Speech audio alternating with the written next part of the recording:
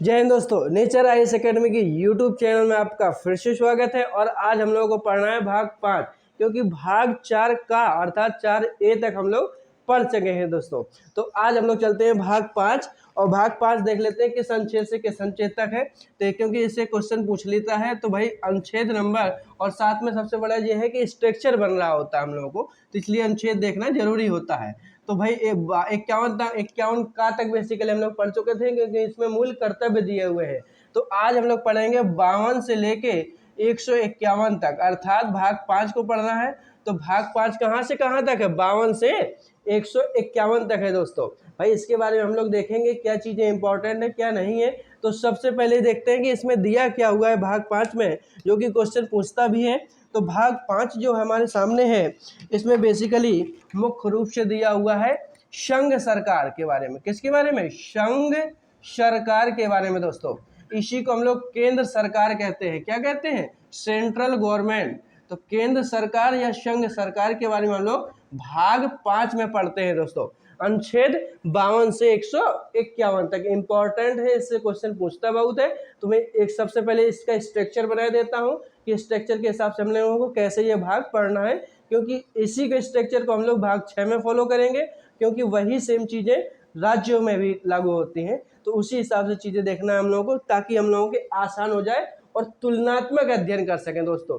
यदि तुलनात्मक अध्ययन हम लोग करते हैं तो हमारे माइंड में सबसे जल्दी बैठता है और चीज़ें याद हो जाती हैं दोस्तों। इसलिए तुलनात्मक याद रखिएगा, कोशिश किया करिए, तो तुलनात्मक अध्ययन करने में आसानी हो जाए दोस्तों। तो हम लोग ये देख लेते हैं। तो सबसे पहले इसको देखते हैं, संघ सरकार या केंद्र सरकार। तो भाई आप लोग सब लोग जानते होंगे कि जैसे कि इसके अंग हैं, तो सरकार के 3 अंग हैं। कितने हैं? तो सरकार के मुख्य रूप से 3 अंग हैं। कितने अंग हैं दोस्तों? 3 अंग हैं। इंपॉर्टेंट क्वेश्चन पूछा जाता है।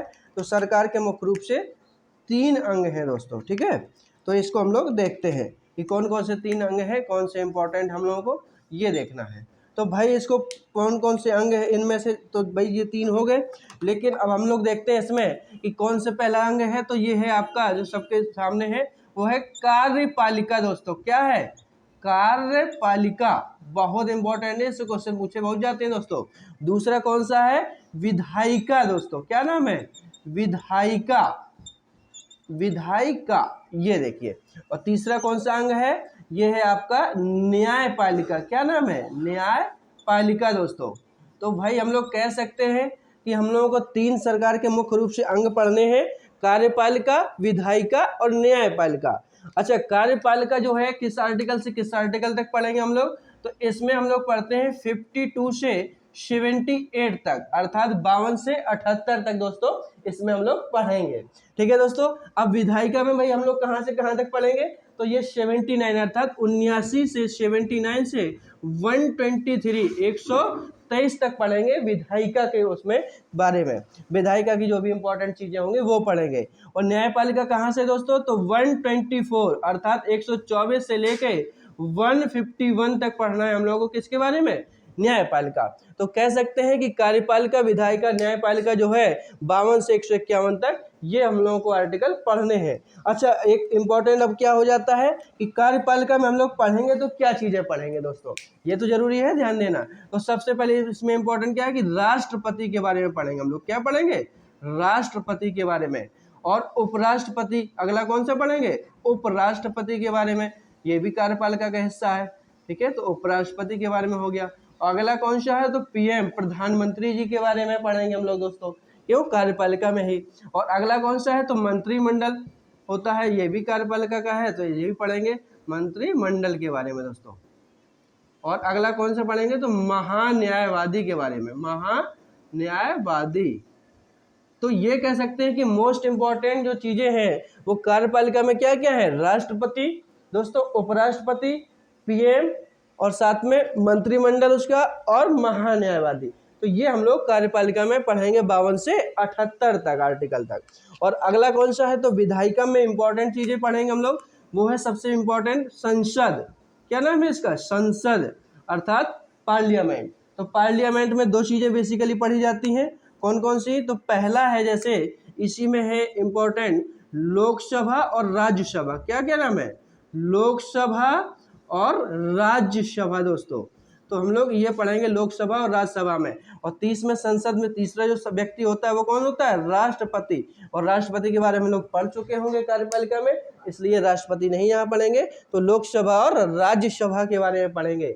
और साथ में संसद के जो सदस्य हैं उनके बारे में भी देखना होगा हम लोग को। तो संसद के सदस्यों के बारे में देखेंगे, जिनको हम लोग एमपी कहते हैं। क्या कहते हैं? Member of parliament, MP. ठीक है दोस्तों। तो मेंबर ऑफ पार्लियामेंट, इन्हीं को सांसद कहा जाता है। क्या कहते हैं दोस्तों?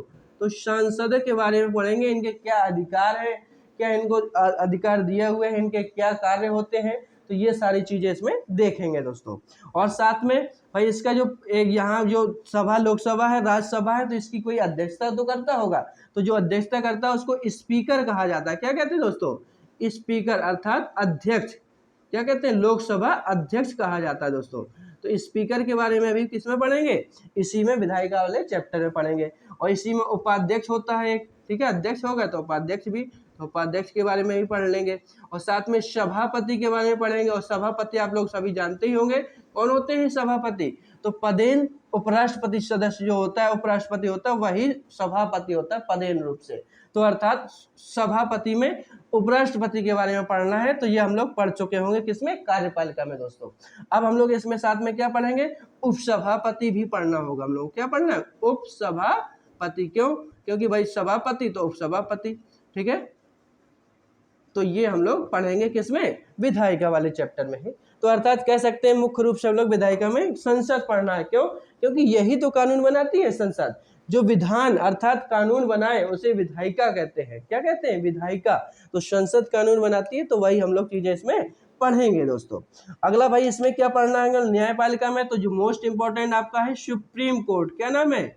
सुप्रीम कोर्ट अर्थात उच्चतम न्यायालय के बारे में पढ़ेंगे दोस्तों। उच्चतम न्यायालय, सुप्रीम कोर्ट के बारे में पढ़ेंगे। किसमें? न्यायपालिका के उसमें चैप्टर में। और साथ में इसमें कौन सा पढ़ना होगा हम लोगों को? तो नियंत्रक एवं महालेखा परीक्षक। नियंत्रक एवं महालेखा परीक्षक, महालेखा परीक्षक इंपॉर्टेंट है दोस्तों, ये पूछता बहुत है। इसको शॉर्ट फॉर्म में क्या कहते हैं? तो इसको कैग कहा जाता है। क्या कहते हैं दोस्तों? कैग।